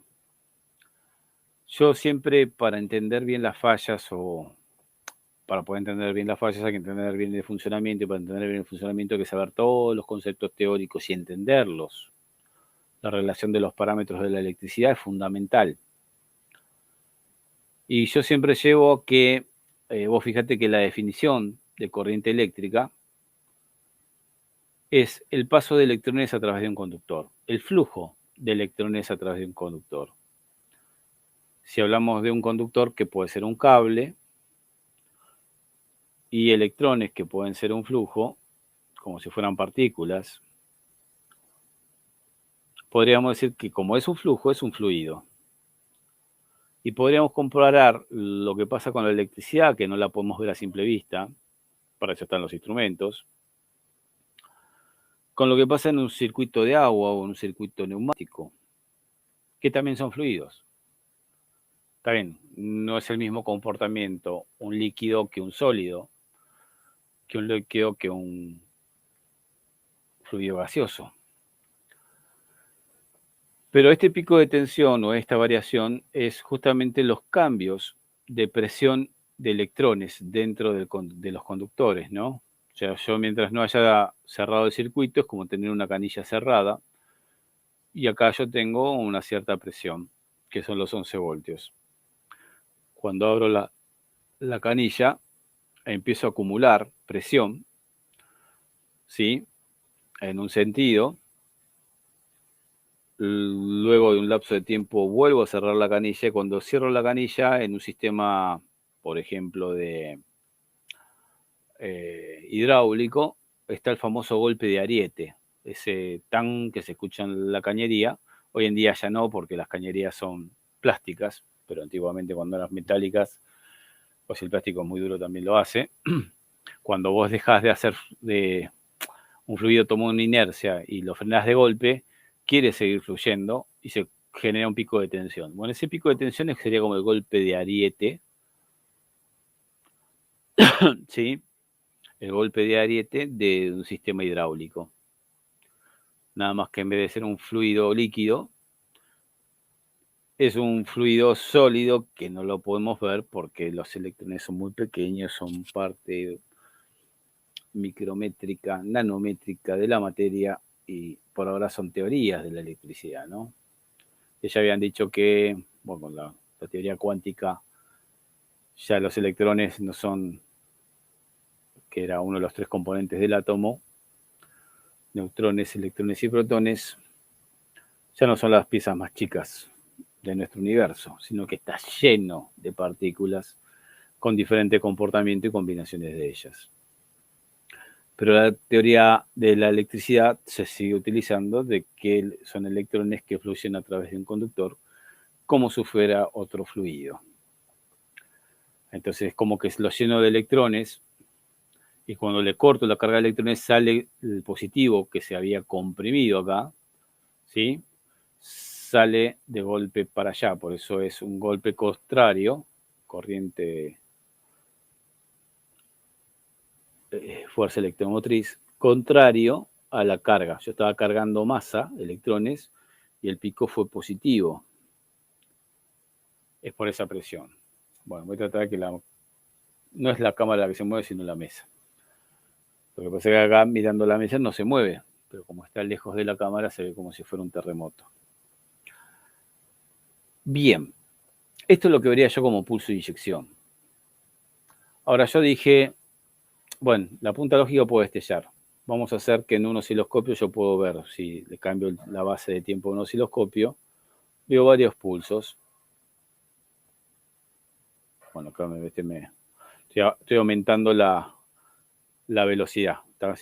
O sea, la frecuencia siempre es la misma. O sea, donde empieza este a donde empieza este es el mismo tiempo de donde empieza este a donde tendría que empezar este. Acá me quedo mucho más corto. Pero esto es lo que yo observo de pulso de inyección en un inyector de un sistema, qué sé yo, secuencial vamos a poner. Si hubiera un problema, por ejemplo, de masa, yo tendría esto. Vamos a hacerlo así. Si fuera constante, ¿no? El pico de tensión sería más bajo en realidad. Vamos a hacerlo así. Porque si hay menos presión, es digamos que esta superficie que me queda acá es proporcional a la presión, a la carga de electrones, sería la corriente, no la presión. Sería el caudal. Cuanto más mala es la masa puede ser mala porque el cable que le llega al inyector está sobrecalentado, sulfatado. Yo me apoyo y ahí hago el terremoto. Estoy medio incómodo. Sulfatado, oxidado, limitando la carga de electrones, puede ser el transistor que tenga fuga, puede ser la masa esta que entra por acá, la pista dentro de la EQ que esté sulfatada, oxidada, sobrecalentada. Cuanto más limitación de masa hay, menos superficie esta para llevarla a algo geométrico, ¿no? Decimos que esa es la carga de electrones, es proporcional a la corriente. Entonces, menos carga, menos fuerza de campo magnético, menos fuerza para abrir la aguja del inyector. Con esto, la punta lógica prende bien. Con esto prende casi igual que este. Pero acá yo ya tengo una reacción del inyector mucho más lenta porque la carga de electrones se da más lenta también. O sea, no es que sea más lenta, sino que se empieza a cargar de electrones y la carga de electrones está limitada. Es como si tengo que llenar un tacho de agua y abro la canilla y me sale poco caudal. Voy a tardar más en llenar el tacho y acá el tiempo siempre es el mismo. Y acá está muy mal la masa o el circuito o el transistor y esto va a provocar que el LED de una punta lógica destelle, por ahí mucho más tenue, pero el inyector ni siquiera abra. Por eso la importancia de observar con osciloscopio un pulso. Porque la punta lógica, si yo no tengo muchas, o sea, no sé realmente cómo tiene que ser, está bien, si son 4 cilindros y el auto anda en 3 y voy a un inyector con una punta lógica y destella con una cierta intensidad, voy el otro con la misma, voy el otro con la misma y el cuarto inyector tiene la mitad de intensidad, yo sé que ahí en ese circuito hay un problema. No puedo saber si es por positivo o por negativo que destella más tenue. Que después vamos a ver que sí hay métodos para sacarlo también. Pero lo que voy es que en estos 3 casos el LED va a destellar igual. El LED no va a destellar cuando no exista el pulso o el pulso sea tan pequeño que no destella, ¿sí? No llega a destellar. Acá, en este caso, sería lo correcto. Habría una limitación que puede ser que no haya falla porque igualmente alcanza. Por ahí una falla en aceleración se puede notar porque el inyector tarda más en abrir físicamente y por ahí ya ni abre. Ahora, si yo pregunto, de acá a acá, ¿qué tiempo de inyección hay? Bueno, estamos poniendo un ejemplo. y decimos que en el momento de arranque acá esto tiene que tener en una cierta condición de temperatura 20 milisegundos en el momento de arranque. Lo normal cuando está regulando el auto, pero esto me está volviendo loco. Ustedes también. Lo normal son, cuando el auto ya está con motor caliente, 3,5 milisegundos, generalizando. Y en el momento de arranque en frío podría tener 20 milisegundos, 15, 16, 12, 10, dependiendo de la temperatura que esté registrando el sensor de temperatura de motor. Si yo lo mido acá abajo, donde está dando el pulso de masa, tengo 20 milisegundos, y si lo mido acá arriba, tengo el mismo tiempo. Si yo lo mido acá arriba, acá hay 20 milisegundos, pero si lo mido acá abajo, ya no hay ese tiempo, porque acá ya se perdió. Y en este mucho, mucho peor, o sea, lo mido arriba y tengo 20 milisegundos, pero acá abajo no tengo 20 milisegundos, 20 milisegundos sería en este punto. Entonces es un tiempo midiendo en milisegundos el tiempo de inyección, dependiendo del nivel de voltaje al cual dispara el cronómetro. O sea, vengo acá, llegó a bajar 1 voltio y puse en marcha el cronómetro. Recién cuando vuelva a tener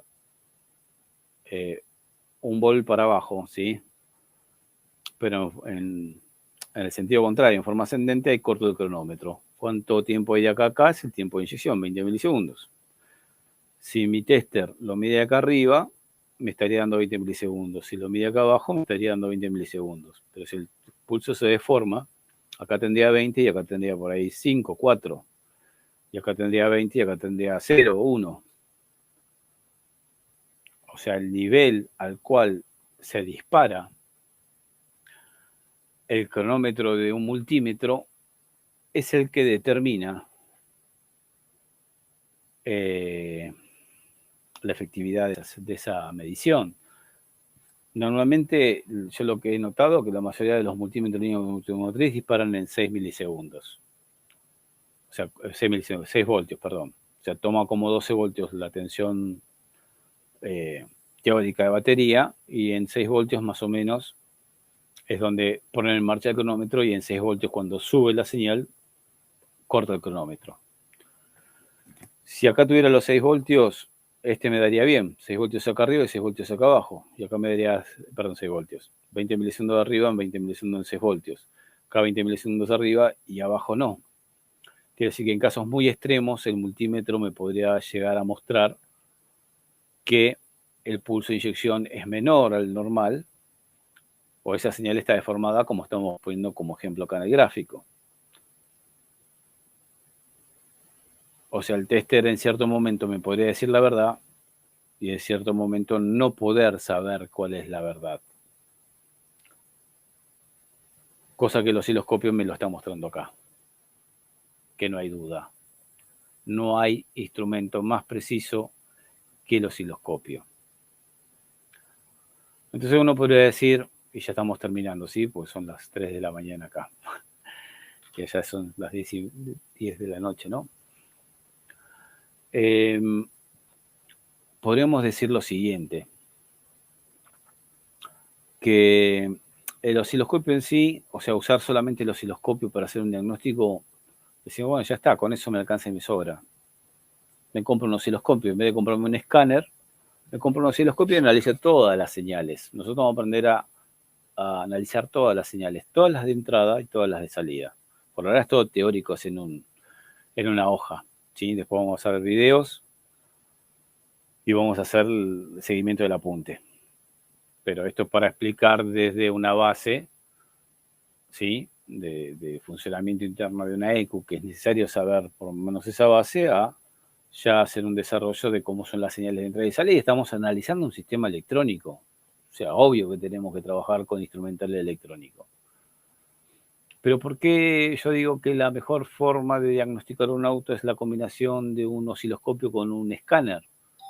Porque no haría falta el escáner aquí, por ejemplo.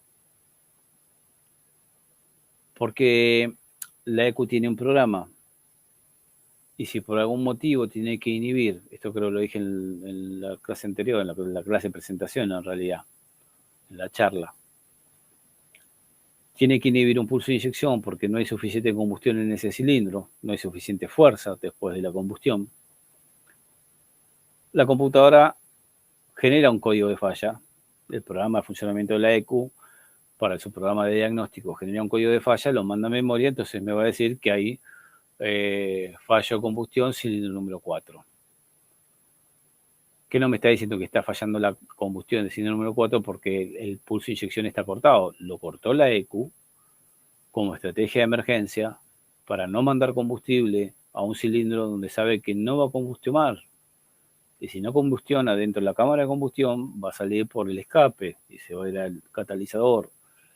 Y combustible acumulado en el catalizador, que es un reactor químico que genera temperatura, termina dañando el catalizador, que es un sistema anticontaminación para el cual fue creado el sistema de inyección. O sea, todo tiene una relación con todo. Entonces va a haber estrategias de emergencia, estados de emergencia de la EQ, que puede cortar ciertas señales que si no tuviera un escáner no me daría cuenta que es la EQ por programa, por encontrar un defecto que me corta una señal que por ahí no está relacionada directamente con la falla. La falla no es la falta del pulso de inyección. La falla es la deficiencia de encendido, por ejemplo, por una bujía en mal estado, que provoca que el programa, para evitar el deterioro del catalizador, termine cortando el pulso de inyección. Porque si no, si yo no hago la combinación del diagnóstico con escáner y osciloscopio, el escáner me va a decir fallo de combustión y cuando vaya con una punta lógica no voy a tener pulso en un inyector. ¿Y quién da el pulso? La EQ. ¿Y el cable que va de la EQ al inyector está bien? Sí. Hay que cambiar la EQ o mandarla a reparar. Cambio la EQ, pongo una nueva, la programa, le hago todas las programaciones de telecodificado, telecarga para lo que produce Citroën. Le doy arranque y están dando en 3 cilindros de vuelta. Uno podría decir, bueno, pará, si el auto está en 3 cilindros, sacá una bujía y fíjate cómo está la bujía, pero por ahí no es la bujía. Por ahí es el cable de bujía o el capuchón de bujía o la bobina, la compresión, una válvula de admisión, de escape de un cilindro, o la calidad de combustible. Hay veces que le va a aparecer en el escáner fallos aleatorios o fallas de combustión aleatorias en cilindros aleatorios. Que a veces falla el 1, a veces falla el 4, a veces falla el 3, a veces falla el 2. Y puede ser calidad de combustible, que tenga un poco de agua, que esté vieja la nafta, que le hayan puesto un aditivo al tanque para proteger los inyectores que es anticombustible y genera un muy mal funcionamiento. Por lo tanto, yo los diagnósticos, no por ahí digamos, los procedimientos de servicio. O sea, decir, bueno, es mantenimiento, vino porque está fallando, le hago un service y ya con eso se le va. Muchas veces sí, a veces no, muchas veces no. O sea, por más que le cambie los filtros, limpie los inyectores, cambie las bujías, por ahí no se le va la falla. Y es ahí donde tenemos que hilar fino. Y la manera de hilar fino es interpretar bien los parámetros de escáner y el funcionamiento lógico de la EQ con el análisis electrónico, con el mejor instrumental que tengamos disponible. Si es un osciloscopio, sería lo ideal, porque con el osciloscopio no cometo errores. Puedo analizar todo. Hoy estamos viendo un ejemplo, ¿no? Pero se puede formar de diferentes formas. Y con esto cierro. Esta medición, yo apoyo las manos y ya se tiembla todo. Prometo que en la clase que viene voy a fijar el soporte de la cámara a la mesa. Yo puedo tener un pulso de inyección así, y veo el piquito muy bajito. Ese piquito, dijimos que tiene que ver con la presión de electrones y con la carga, con la corriente que le llegó.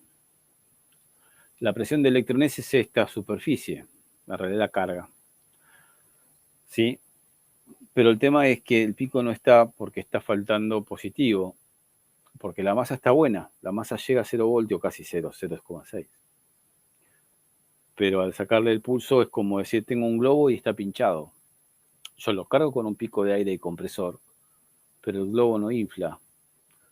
En este caso genera un campo magnético para traer una aguja y producir la salida pulverizada del combustible al sistema de admisión para la inyección indirecta.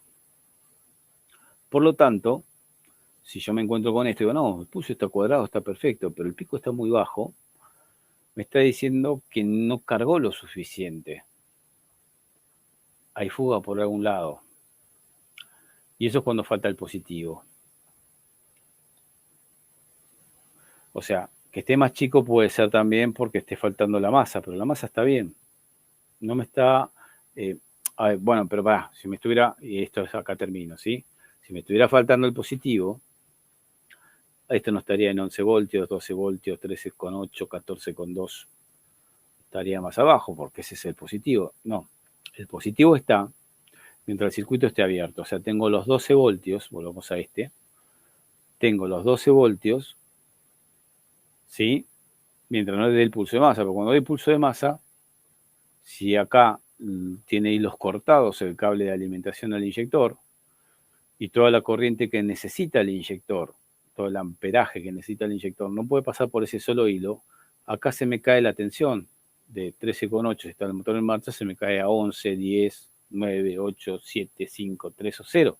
Cuanto más mala esté el positivo, no se va a manifestar en el circuito abierto, o sea, cuando la ECU no está dando masa, sino cuando se cierra el circuito. Entonces, ¿a qué voy con esto? Que esta comprobación por sí sola no alcanza. Está la medición del pulso de inyección, con eso determino todo. No. Yo cuando vaya a medir un pulso de inyección, hay dos alternativas. Pero lo que yo utilizaría es poner, generalmente los osciloscopios son de 2 canales, puedes ver 2 señales a la vez, la misma base de tiempo, pero con 2 cables de medición separados en 2 gráficos separados también en la pantalla del osciloscopio. Si yo analizaría qué pasa con el voltaje, lo vamos a poner en otro, como si fuera en otro gráfico, el voltaje debería estar siempre en la tensión correspondiente, 13,8, 14,2. 11 voltios mientras la vía arranque.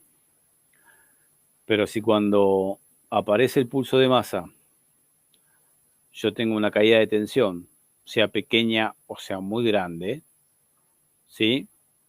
Cuanto más sea la caída de positivo, estoy midiendo acá ahora, el positivo del inyector. Ahí estoy poniendo la otra punta. Si se me cae el positivo cuando cierra el pulso de masa, bueno, eso es que hay problema en el positivo. Entonces, yo cuando voy a poner las puntas de prueba a un inyector, no sé cuál de los dos terminales con el conector todo conectado, ¿no? Es el positivo y cuál es el de pulso de masa. No importa, poner las dos puntas, se usan unas agujas para poder adaptar, se fabrican porque generalmente no hay. Y a ver si tengo algo acá. Que puede ser como puede no ser. No, se los busco para la clase que viene. Y le das arranque y ahí verificás qué pasa con el positivo y qué pasa con la masa. El positivo se tiene que quedar en positivo. Si hay una caída muy pequeña no pasa nada, pero si hay una caída muy grande, esto ya es muy grande, sí, esta es súper grande, esto ni siquiera abriría el inyector. Es como que si el positivo fuera muy defectuoso, porque está sobrecalentado el cable, tiene un montón de hilos cortados, pasa por contactos de un fusible que están sobrecalentados también, está muy dañada la masa, se trata de copiar lo que pasa en la masa, porque la masa sigue por acá y se va hasta donde esté la limitación de corriente. O sea, se cae acá porque es la función de que antes de la bobina haya masa para empezar a cargar de electrones el bobinado hasta que llegue a un campo magnético suficiente para retraer la aguja contra un resorte para producir la pulverización del combustible adentro o fuera de la cámara de combustión.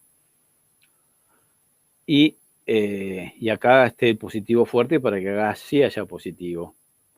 Pero si el positivo es débil, parte de los electrones siguen el camino hasta donde esté la restricción, donde esté la limitación de corriente, sea cual sea el caso. Analizando esto, es muy difícil de errarle en el diagnóstico. Y fíjate una cosa, y si ahora sí cierro, sí o sí. Una cosa importantísima. Uno puede analizar, a ver si podemos dar vuelta a esto. Si antes los mareaba, ahora los mareé peor. A ver, perfecto. Ya les digo, ya tenía 2 cámaras, no había problema, pero acá tenemos una sola por ahora. Tengo que usar la otra compu que tiene la cámara de la compu más esta, y bueno, esta no quiere ponerse como tendría que ponerse. Bueno, ahí está. Pero bueno, todavía no la puedo usar porque está en veremos esa máquina. Y esta tiene una cámara sola. Nosotros estamos analizando por el producto final, ¿sí? Por donde termina todo esto, que es el pulso de inyección, que es lo que en realidad para la cual la ECU está principalmente hecha. Está bien que tiene funciones secundarias, pulso de encendido, comando de la mariposa motorizada o del actuador de ralentí. Pero yo mirando el pulso de inyección y mirando el pulso de encendido de la manera correcta, yo puedo analizar cualquier cantidad de cosas. Arranco por el producto final del sistema, que es el pulso de inyección y el pulso de encendido, y ahí me voy para adelante, para saber si después puede llegar a ser una masa en la ECU, una alimentación en la ECU. Pero así como uso el escáner al principio del diagnóstico, conecto, no hay nada, está todo perfecto. Bueno, vamos a ver el pulso de inyección y el pulso de encendido con osciloscopio. Se analiza la forma de onda, el oscilograma se llama eso, y de ahí se puede empezar a determinar qué es lo que está faltando, qué es lo que está pasando, y puede determinar si es un problema de cableado, un problema de la ECU, un problema de la masa, de la alimentación, de algún sensor o del mismo actuador. Porque el pulso de inyección puede estar perfecto y el inyector no abrir mecánicamente, por ejemplo. Que para eso puedo sacar la rampa de inyectores, ponerla en un banco probador de inyectores y verificar si realmente los caudales están balanceados en los 4 inyectores y la forma de cono pulverizado es la correcta. ¿Sí? Pregunta, señores. Que los aturdí hoy. Los aturdí y los mareé con la cámara. Ya ven que ahí, por ahí, si muevo la mesa, así se mueve todo.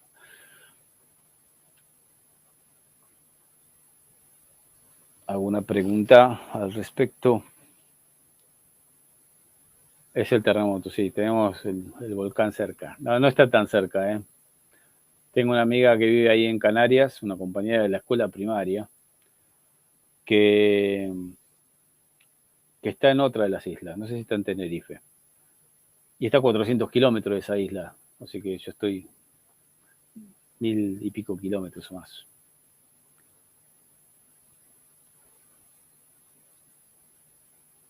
Ando lejos, sí, sí. O sea, estos son Islas Baleares, el archipiélago de las Islas Baleares, y allá son las Canarias. Por suerte estamos lejos. Pero mi amiga me dijo que está todo comunicado por abajo del mar.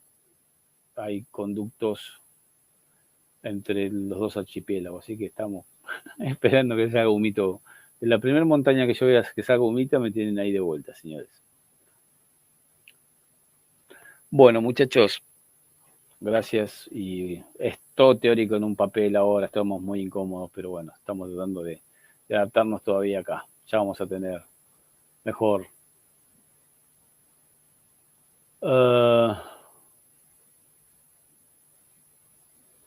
Claro, sí. Terrenos baratos voy a comprar. La grabación así, va a estar. Pasa que acuérdate acá son 3:20 de la mañana y a veces la plataforma tarda 1, 2 horas, a veces tarda 8 horas en avisarme que está hecho el video.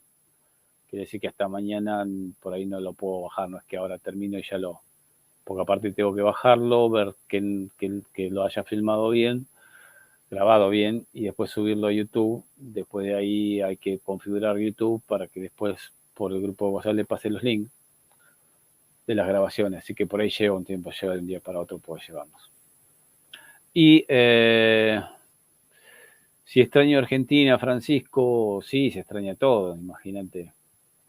Lo que más extraño es que no pude traer todo lo que tenía allá. Ya tenía 1600 EQs, bueno, tenía el taller, tenía las 2 cámaras, tenía todo con robotizado, me quedó todo allá. Eso también lo extraño. Y sí, se extraña. Se extraña a los amigos, se extraña muchas cosas. Familia que prácticamente no tenía, así que mi hermana se fue a vivir a Uruguay, que era la única que me había quedado, así que no se extraña a la familia porque es lo mismo, ¿no?